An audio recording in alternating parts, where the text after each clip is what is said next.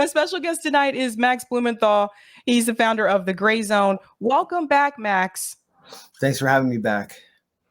So it was great to finally see you in person in DC. It was nice to meet you and your wife, Anya. I don't usually get to go down to DC too often, but I've been there twice within the past couple of months because of rallies.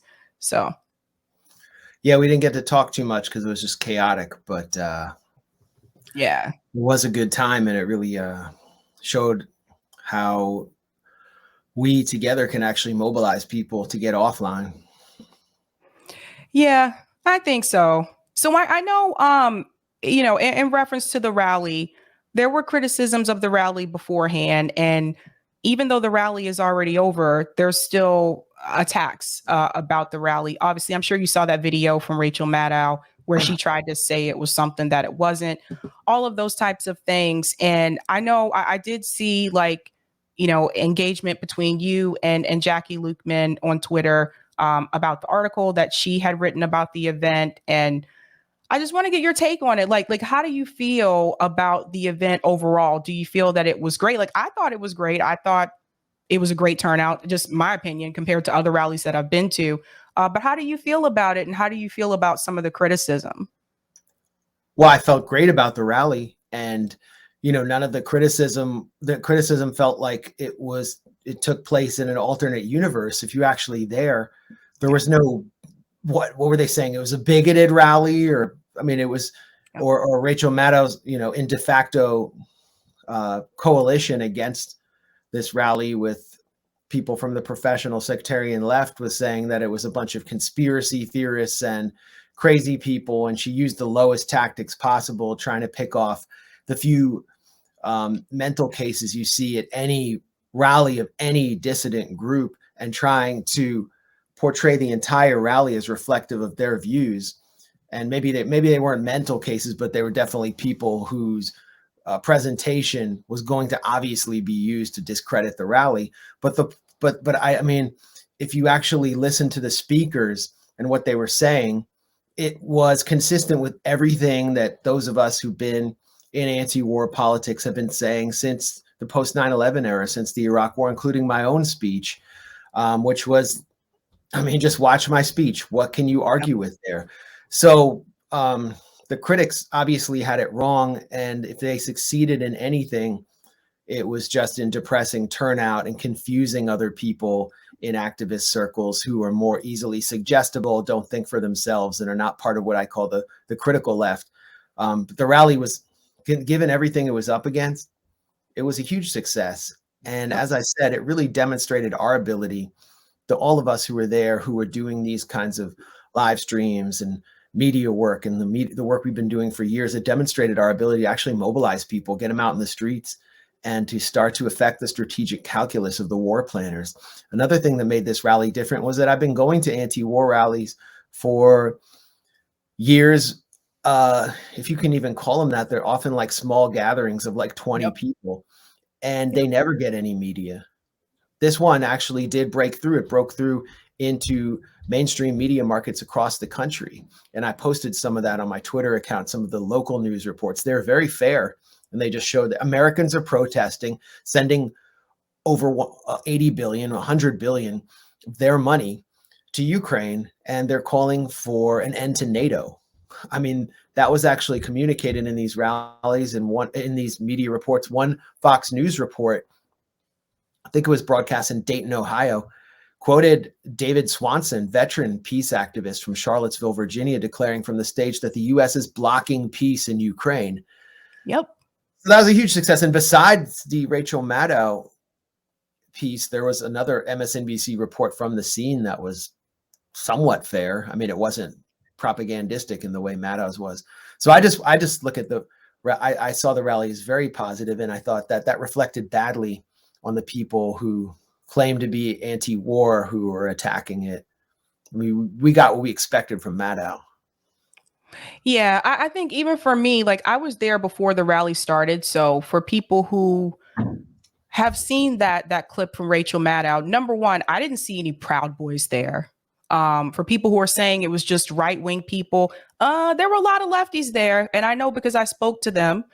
For people who are saying it was just all white, that is not true. Obviously, I was there. Garland Nixon was there. The African Socialist People's Party Uhuru movement was there, and Yeah, they they spoke spoke. in front of the White House. Nobody's Yeah. saying that, Max. Well, whatever. I mean, whatever. I mean, a lot of the critics could have just asked to be a part of it and they would have been included too. I know a number of the speakers just simply approached the organizers and said, "Can I speak?" And they were allowed to.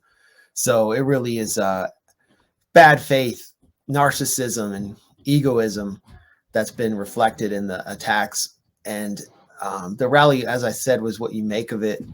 It could have been much bigger if these people wanted to make it bigger. But I see them as divide agents. Who needs the FBI when you have all this going on? I don't even know if there's like any need for a COINTELPRO program anymore. They used to send these poison pen letters between gang leaders who were trying to create truces and unity agreements back in the 60s to fight that common enemy. There's no need for that anymore. I mean, we have all of these wedge issues that can do that on its own for those who accept that kind of toxic politics. Yeah, I think for people who are not aware, I've gone to anti-war rallies here in Boston. They're usually very small. I've streamed some of them and people are like, "Where is everybody?" And I'm like, "It's Boston. Like we tried." Like, but they're usually particularly small. I went to the Julian Assange protest in DC in October. That one, there was like 200 people there. And Misty told me, she said that's the largest turnout they've had usually for like those types of events. So I thought it was a success. I thought it was great. But I think that being in organizing spaces and being an activist, Max, I've seen this happen time and time again. It doesn't matter what the event is. It doesn't matter who the speakers are. I remember the same type of ordeal happened 2 years ago with the marches for Medicare for All. Same thing happened. Like it was heavily attacked. People were saying the speakers weren't right. There was one speaker, Dr. Joseph Jarvis. He's a conservative, but he agrees with Medicare for All. It was attacked because of that. There was a incident where someone got a hold of the graphic information and put a white nationalist on there as a speaker. The organizers did not invite that person. That was someone trying to sabotage the event, and they responded very quickly. And even then, there was still criticism. People were like, "Why is it in this city and not in that city?" And there was so many like smear merchants trying to tear the rally down. And I noticed over time, it's the same people, Max. It's the same people who attacked that one. They attacked the Julian Assange rally. I'm like, how can you attack the Julian Assange rally? And they're like, why are you talking about Julian Assange? Where are the black people? And I'm like, there were several black speakers at the Julian Assange rally, and I was one of them. But it's just like they just looked over all of us and just wanted to focus on certain individuals. Even with the issue with Scott Ritter, and I have to bring this up, Scott Ritter was one of the speakers at the Julian Assange rally in October. Nobody seemed to have a problem. Next thing I know, with this particular rally, everyone was like, no, Scott Ritter cannot speak. And I'm like, so now everybody has a problem with Scott Ritter, but they didn't in October? Make it make sense. Yep. I can't make it make sense. I mean, this is what I've always dealt with ever since I was sort of adopted by the professional activist left, just because of my work on Palestine, I guess. I just noticed that there were so many divide agents within this movement that it's going to be difficult for it to actually mobilize anything on the scale of what we saw with the Iraq war protests. And what we saw on the 19th was a humongous achievement. And we see what we're up against. I just find it so amusing that so many people think they have the right to just swoop in and take over a rally and demand that they be front and center and that they be the leaders of a rally, or that they will hold the rally at gunpoint and declare that they're going to brand them racist or fascist or whatever and keep attacking and attacking until they get what they want. It's just like a classic manipulation, exploitation tactic. And that's what we saw from a lot of the people attacking this rally, when they could have just acted in good faith, brought their people out and had a good time like we did. And it would have been 3 times bigger. They have to plan some separate rally that's obviously in competition with this. It just looks so petty and juvenile.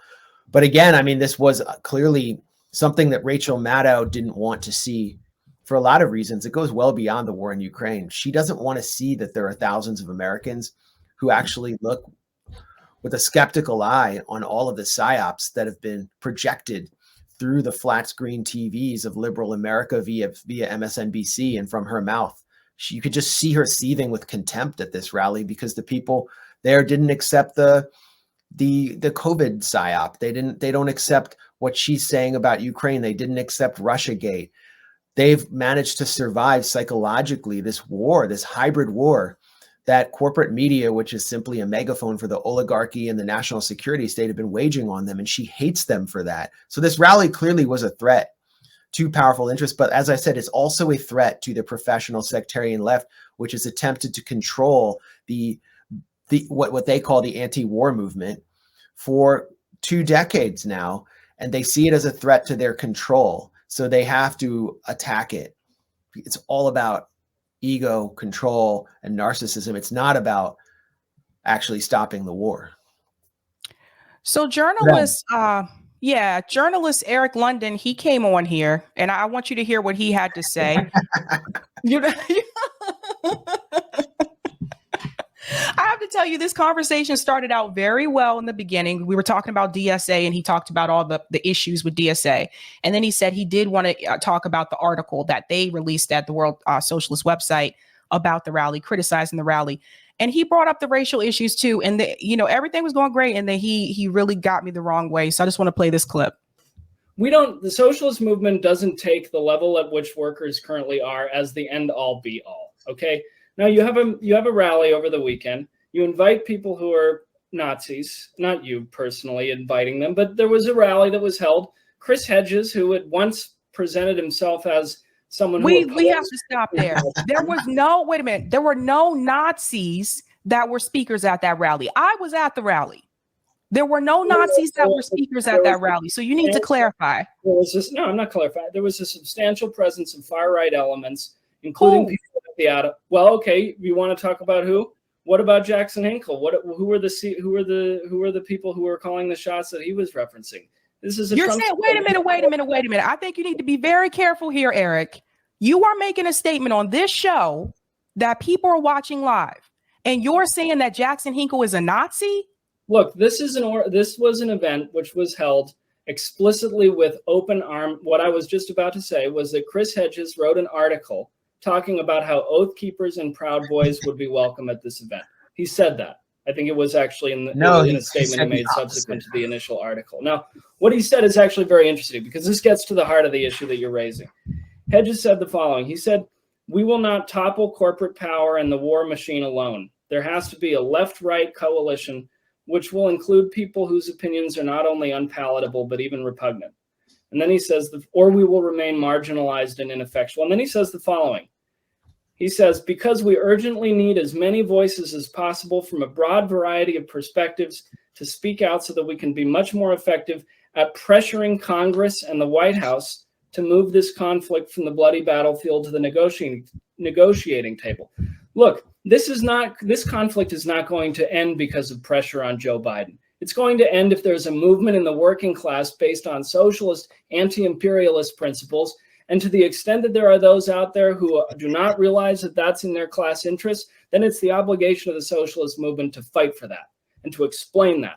And no, not to adapt to people like Jackson Hinkle who call for the mass deportation of immigrant workers. What a horrific betrayal of the interests of the international working class it is. Look, I read that article. He somehow left anti-war. When you appeal to someone like that and call him anti-war, you legitimize the far right, and they will come next. Listen, I read that article by Chris Hedges. I have many criticisms about Jackson Hinkle. This is not a secret, but I think it is a stretch. You have to be careful when you come onto this show and you explicitly call him a Nazi. You think this is not about. No. There's a difference between Chris Hedges' article and Chris. There's a difference between Chris Hedges' article and Chris Hedges saying, "I openly welcome certain people to this event," and you explicitly saying that Jackson Hinkle is a Nazi. I think you need to be careful with that. How do you think it impacts the ability of the anti-war movement in the United States to explain that the Ukrainian government is filled with Banderaites who are Nazis? How do you think it helps the anti-war movement when then you associate with fascists like Jackson Hinkle? All right. So listen, yes, I have many criticisms, as I've stated before, even before the rally and after. I was not an organizer for this rally. There are certain speakers that I myself would have not invited. I just had that conversation earlier this morning on Rising. Okay, I was not an organizer for this, but I will say this.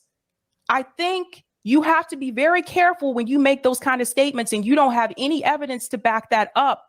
No Eric, evidence. That's what I'm saying. No evidence when someone is a supporter of Donald Trump and talks about purging liberalism and globalists. I mean, you're just defending them. Okay, no, listen, Eric, wait a minute, Eric. I know several people, Eric, I know several, wait a minute now. I know several people that supported Donald Trump. Wait a minute. I know several people who voted for Obama twice and then turned around and voted for Donald Trump. Not everyone who supported Trump is a Nazi. Do not come on here with that rhetoric. Don't do it. Listen to this. When we campaign in the working class, we talk to people. Sure. Am I going to respond to this or? Go ahead, Max. I mean, I could hear him talk forever. That was Nathan J. Robinson crossed with Harry Potter, organizing the working class masses to rush to the barricades and storm the centers of power from a library in Ann Arbor, Michigan, or wherever he is. I mean, it's their World Socialist website is a joke. They're a joke. They're like 12 nerds talking about how they're going to lead a revolution, and that's just it's also kind of like a microcosm of the professional sectarian left. I wouldn't say anything if they didn't attack me. I wouldn't say anything about anyone unless they came directly for me. But if you're going to name me and if you're going to tell a lie about me, I'm going to tell the truth about you. And we went over their first attack on the rally on the gray zone, and linked in their attack on the rally was example of what they think the way forward is.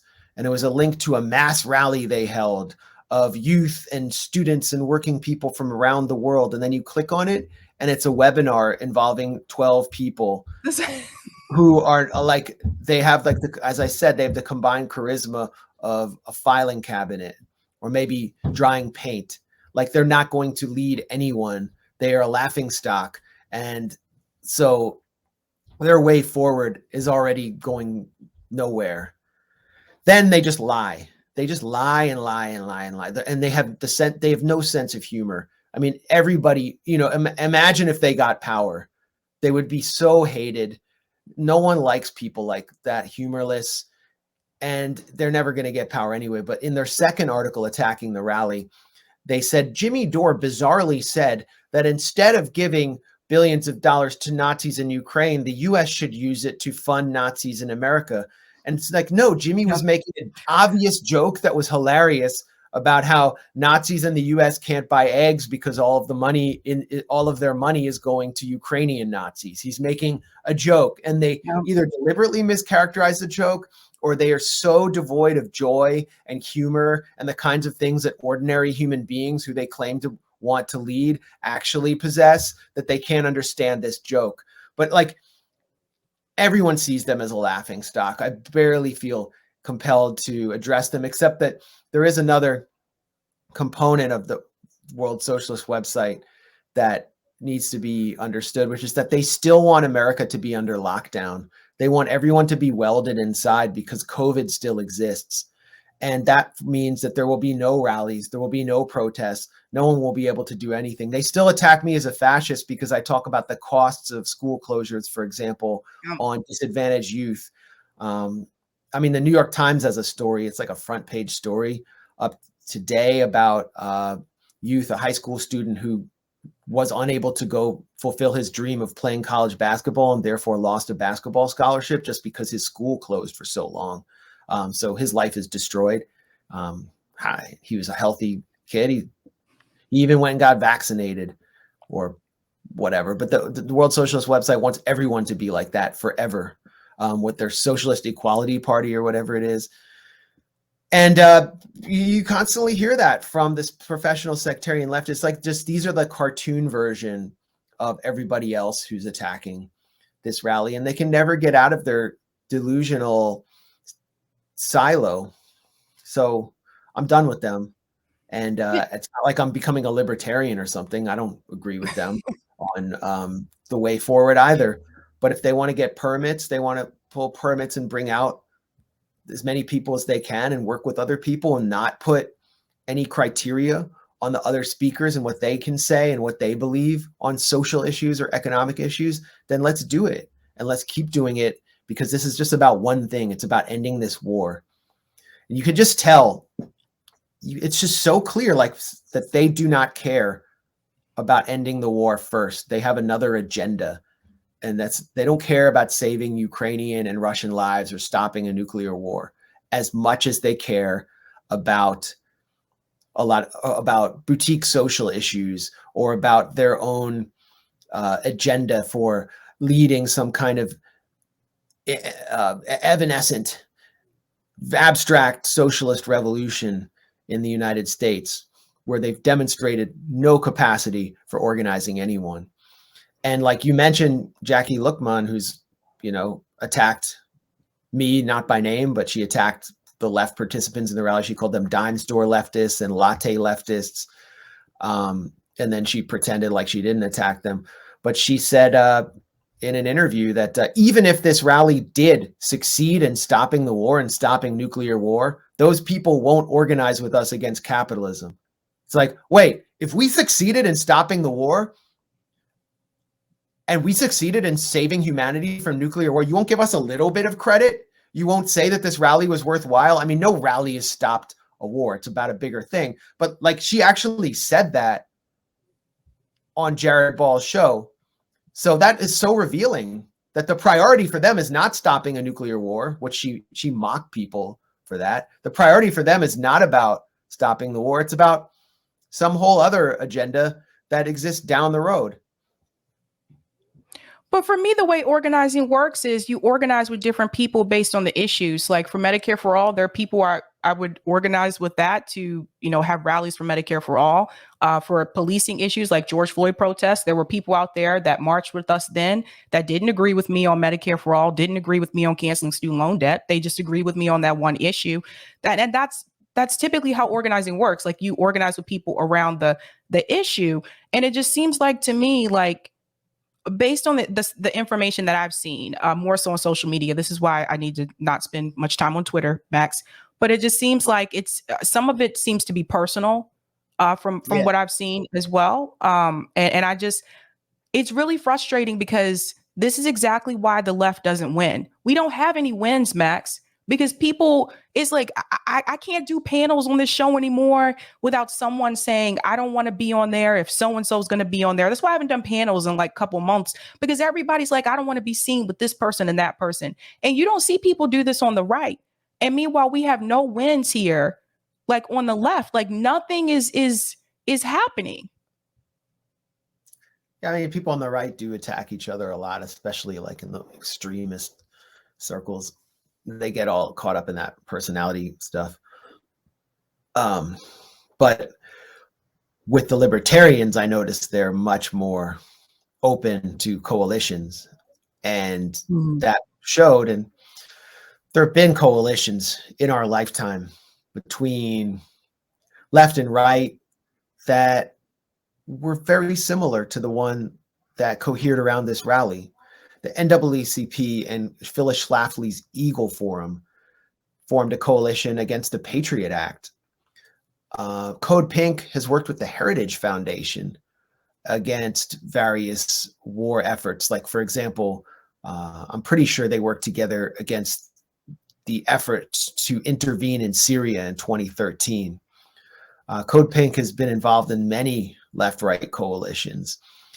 And if you listen to, for example, the Libertarian Institute's Antiwar Radio or Scott Horton's interviews, he's always hosting people discussing police abuses, specifically of Black Americans. I mean, this is one of their causes, and he's involved in the Mises Caucus that was branded as racist. I don't agree with them on everything, but they're obviously an ally on police brutality.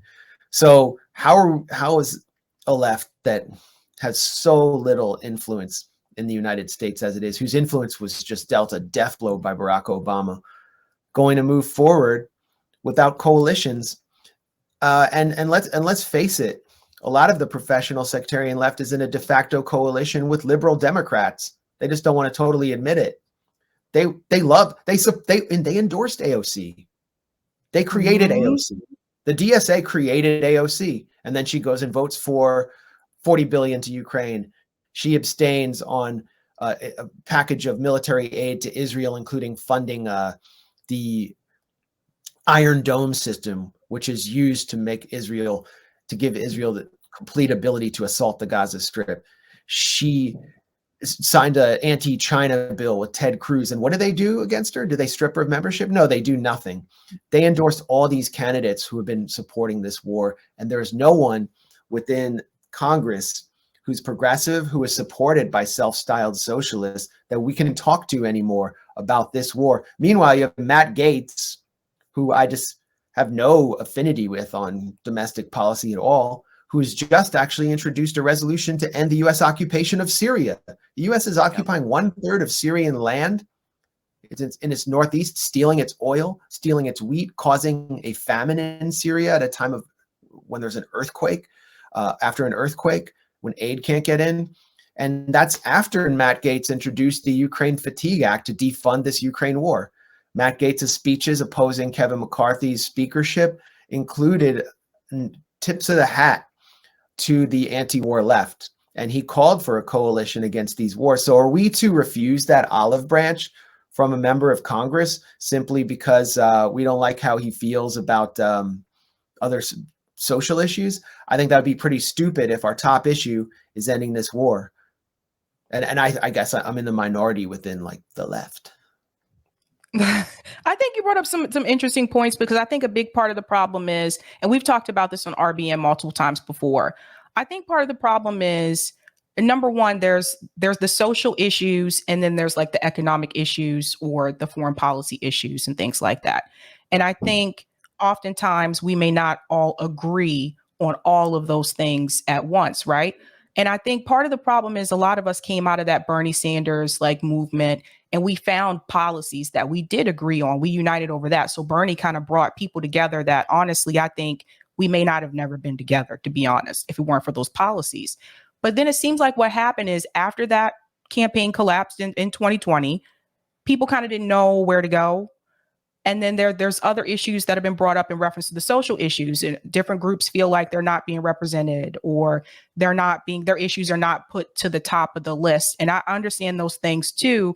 I think, is there any way that there can be some type of balance? Do you think? Is there a way, and from your experience, is there a way to focus on both or appreciate both and still maintain like this type of left community, so to speak? Or do you feel like it's just completely divided? I'm not I'm not running around posing as an organizer, but what we were able to do with this rally was get people out with our journalism and with our live streams, and just with the community we've created online. We were able to send people out.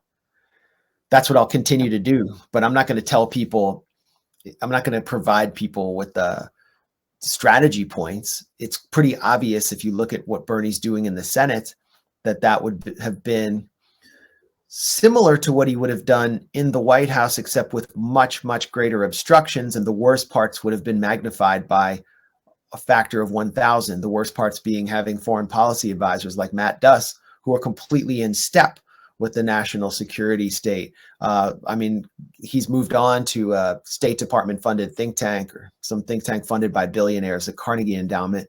But he set the agenda for Bernie on Ukraine and Russia and all the major foreign policy issues. And then Bernie would have been completely obstructed on economic issues. And he was being sabotaged from the inside by these sectarian and professional elements who really weren't interested in kind of a class-based agenda. So it's just it's depressing to look at the reality, but at the same time, it is possible if we focus on issues that we can educate people, raise their consciousness, and mobilize them, and that should influence politics. To the extent that electoral politics is worth anything in this country. I mean, I want to look at the positive side of this rally. We were able to clearly raise people's consciousness and get them out in the streets. And that's something that I think the Bernie movement, the movement behind him, which I fully supported in the 2016 campaign, that was a product of the same kind of organizing efforts and just spontaneous online media. So where can we take it? Where can we take it if there's no one in Congress on the left willing to do anything? Well, for now, we have to shame them in public and get them to actually answer questions. I think what we saw with, the interruption of Hakeem Jeffries by, what's his name? Jose. He, shout out Jose. He was just asking about the Nord Stream pipeline bombing. Like, let's focus on, I'm going to focus on what I can do. I can ask hard questions of people in power. I was actually amazed at how many people were able to come out to this rally, but that's never something I thought I can do, but I'm going to continue to focus on raising people's consciousness and holding power to account as a journalist, activist journalist. Would you be interested in, if given the huh? I'm having to access so many names. So I Jose Vega, just wanted to say. If given the invitation, would you be interested in having this discussion, and it doesn't have to be on stream, even like off camera with Jackie, both of you guys just kind of hashing this out? She already refused. Other people were saying debate him, and she said she would not do it. But I personally know her, and like 2 days before she introduced this inflammatory attack, this insulting attack, I saw her, and she was very nice to me and cordial and shook my hand. So whatever, if you're going to be fake like that, then and then you're not going to debate, that's pretty revealing. But if you're going to come at me, and obviously come at me without saying my name, people have been doing that for years in the professional sectarian left. They did that over COVID on Breakthrough Media, just attacking me without saying my name. I'm eventually going to come for you. And if you debate me, it's not going to go very well for you, because I don't dive into an issue without actually knowing what I'm talking about. I don't just repeat the stuff, the stuff that I hear from people around me because I'm in the left or I'm in the movement. I actually think about issues, and I'm able to articulate my points. And I think, that's why they are so afraid to name me, but I know what's going on. And I did hear from Ajamu Baraka that he wants to have a respectful conversation. And I told him I was open to that, either publicly or privately. I didn't see him really attacking me directly. So if he wants to do that, then yeah, that's fine. But they attacked first. So it's up to them to invite me to have that conversation. If they want to keep denigrating me or people who participated in that rally, like, fine. It's not like it doesn't affect me when it's something that I've been dealing with for years and years and years. I think it's kind of sad to see everybody, like, everyone just fighting with each other. But good on Ajamu if he's willing to have that discussion with you. I think that's great. And like I said, like, I don't feel like these things need to be necessarily on a live stream. It's just, I think one thing I will say, I think some of this comes from, I saw a stream that Black Power Media did the other day. And it seems like to me, I think some of it comes from a place where I think for some of those who are Black leftists, like in the media space, there is sometimes the concern that it seems like we're an afterthought. So I think that's kind of where some of it comes from. And I think part of the problem is because there aren't as many, there just aren't as many of us like in it. But I think that sometimes it can make people feel like they're kind of overlooked. Just giving you, that perspective. Well, I didn't plan the rally. If I planned it, I mean, actually, I did some comedy with Jimmy Dorr the night before, and I said, like, if I looked at the speaker list, it looks like some guy who's new to town named Connor, who like invited the 2 black people he knows at his office, and then like a bunch of randos from his dodgeball league. Like it would have been, the rally would have looked a lot different if I had planned it, and a lot of the people that are mad at it probably would have been included. But it wasn't for me to say who was involved, and all these attacks just came out of nowhere, and they started to, involve me. So. And I just see, when I see that kind of attitude, you should not try to suppress turnout to an anti-war rally. And that's what they were doing. So it offended me. But the main thing was that, you shouldn't mock people for actually raising the alarm about the prospect of nuclear war. Yeah, no, I totally hear you. I'm always like getting these kinds of attacks, and everyone's like, oh, just let it go. And then when I respond, then people are like, how dare you, you monster. And they all play the victim and everything. I mean, come on. If you can't take it, don't dish it out. Yeah, it's kind of weird. Like people, some of these things are sus to me. Like people attack me too, and I was like, I'm not an organizer. I was like, I don't know what you want me to do. People had some people DM'd me and said, don't go, don't do it. This is going to be an unsafe space for you. And I was like, it's outside. I think I'll be all right. I don't know. Yeah, I mean, I talked about on Aaron Mate, my colleague at the Gray Zone, interviewed me about the drama around the rally on Jimmy Dorr. He was filling in, and I have a friend who actually was on the call that, well, I can't say it's a friend or not a friend, but I have a source who was on a call that Code Pink had with Medea Benjamin, where they basically bullied her into not participating in this rally, which she very much wanted to participate in. You're talking about like the anti-war legend in the United States. Any major interruption in Congress or at the think tanks in DC of a warmonger, someone organizing a coup in Latin America, it was Medea Benjamin leading it. And they weren't willing to trust her judgment. These millennial staffers who don't have anywhere near the stripes she has. And they said that we don't feel safe. One of them said, I don't feel safe as a Muslim participating in this rally. Another one said, like, I don't feel safe, as a member of this group or that group. And like, none of that bore out with the rhetoric on stage or what you saw at the rally. And then it was just so tragic to be backstage with Medea and see her not be able to deliver a message to a crowd that she helped mobilize. So I just don't see how any of this leads anywhere positive. It's just a bunch of dead weight on what could be a much more strong push to end this war. Again, I'm not trying to build I'm not talking about building some broader leftist movement. I'm talking about ending the war. That's my main concern. That's why I was interested in participating in this rally. I wasn't interested in, forging some broader agenda with libertarians. Yeah, I think that it was great that Medea still, showed up to show support. So I was glad to see that she still came. But I did find it kind of strange that Ann Wright was a speaker, and she's a part of Code Pink. So I didn't understand why it was okay for Ann to speak, but not for Medea.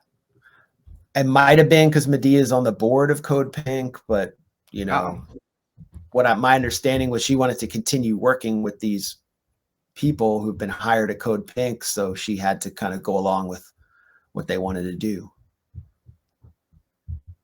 which was to tell her where she can and can't speak. And Code Pink actually held a sister rally with this rally in San Francisco, and the national Code Pink refused to support Code Pink's own rally in San Francisco.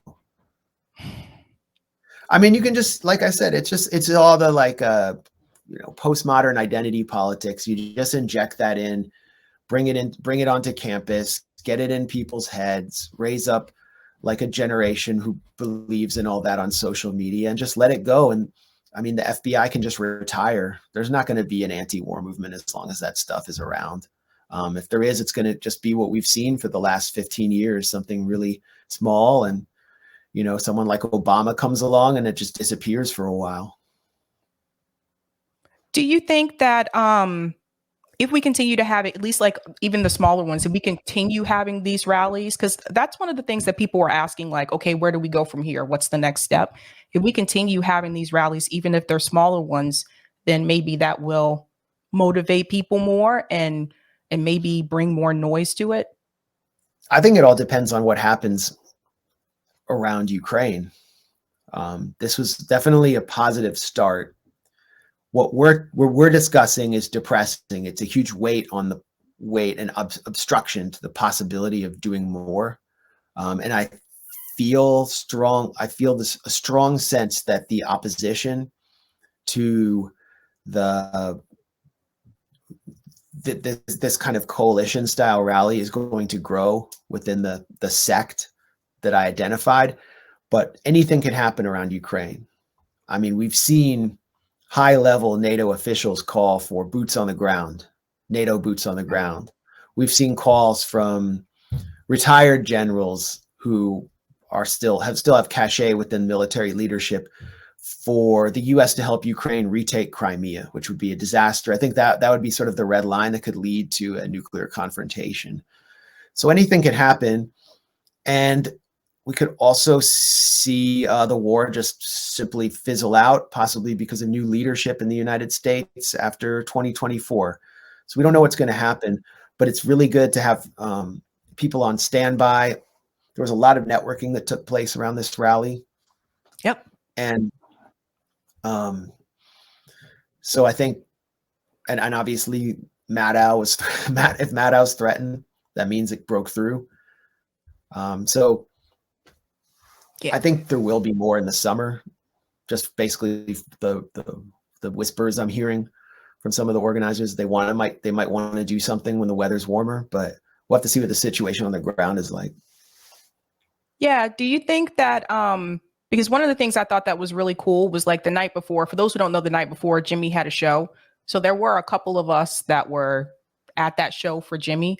It was just really cool to see like everybody in one room, because I don't, usually travel to these things, but it was nice to see everybody in one room. Like for me, like to see Garland Nixon, to see Tara Reid, to see like you, all these different people. And like, we may not always agree on everything, but I thought it was kind of cool for everybody to come together. Do you think that there could be more things like that? Because I feel like that used to happen more like on the left. And I feel like kind of after Forced to Vote, I feel like some of those things kind of fell apart.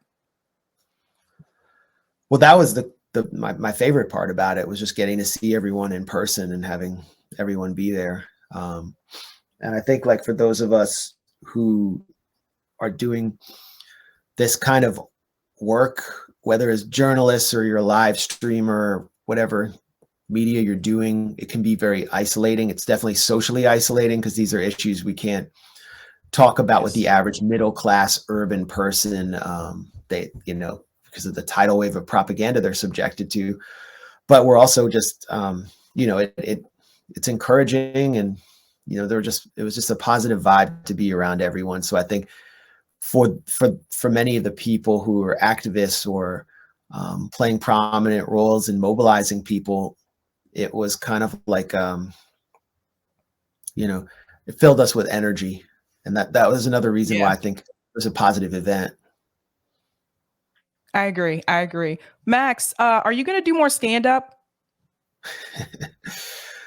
I mean, it's really, it all started when I got asked to do some comments at some talk at something Randy did called Standups for Assange, like a year ago or more. And, I really wanted to mess with the audience on COVID. So I did a bunch of COVID jokes and like impersonated Fauci, and it was kind of satisfying. But Jimmy liked it. And then he brought me on to open for him at a club in Studio City, and it went really well. I went for 15 minutes. Then we did some shows at Zany's in Chicago, which is like a real comedy club. Yep. And then we did this one, and it went really well. And the common thread here in all of it is that the crowd consists of people like us. So they get all the inside references they're on our side.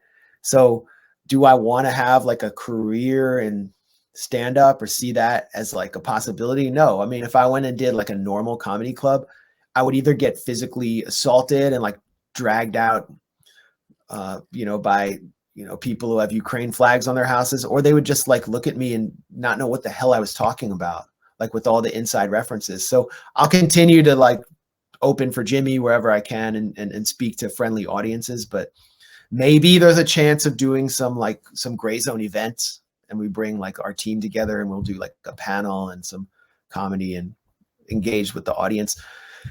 But no, I don't really see it as like a career move. I don't even know how I got this far with this, except you were pretty the funny. mainstream. Oh, thank you. Yeah. You're pretty funny. I just know the audience, Yeah. One more question for you. I had a poll. Trump went to East Palestine, Ohio, and he was giving out food donations and apparently his own brand of water. There's a whole thing that goes with that. But do you think that Donald Trump coming to East Palestine, Ohio before Biden, I actually don't know if Biden is even going to go. Do you think that will hurt Biden's reelection chances? Well, obviously the Biden White House made a decision to shaft Ohio. They just decided they're going to lose Ohio. Yeah. They must have they must already have, well, I don't even know if Biden's going to run, but it's the Democrats, and they must have already mapped it out and decided Ohio is not winnable. If they were to mistreat Ohio like this, I mean, he didn't have to go to Kiev, or Kyiv as we have to call it now. He didn't have to do that, but it was obviously more important to Biden. It's part of his legacy. It's, Ukraine has been better to his family than Ohio has, even though Ohio's next door to where Biden's supposedly from, in Scranton. East Palestine is it's like right between Youngstown, Ohio, and Pittsburgh. So that's supposed to be kind of Biden country. That's why Obama chose Biden, by the way, as VP, so he could win some of those Rust Belt whites. But you can see Biden's going another way. And then they sent Buttigieg, which is just a disaster. I mean, like, it's almost as bad as it's just the worst possible. I think they're kind of sacrificing him. The Democrats are like, we don't want this guy running for president. We're just going to send him to the wolves there. I think they put Ukraine first before Ohio. I made some joke on Twitter that the DNC is moving Ukraine up in the primary schedule ahead of Ohio for 2024. Oh my God! And it's sad, Trump was all about deregulating the railroad industry, and now he's like gets to swoop in, and he's the hero of all those people. Yep. Thoughts on Marianne Williamson's announcement? She's making an announcement March 4th, and I believe it's about primary Joe Biden, probably. Thoughts on that? Well, it's just like the best that the remnants of the Bernie movement can come up with. And it's someone who knows nothing about foreign policy and actually got up at one of these stand up for Assange events that I mentioned and lectured the crowd on their opposition to funding the proxy war in Ukraine. It's sad. I mean, it's why, it would be great to have an independent candidate, someone like Jimmy Dorr running, but I mean, I can understand why he wouldn't want to run given just the intensity of the attacks. They would just attempt to completely destroy him as a person.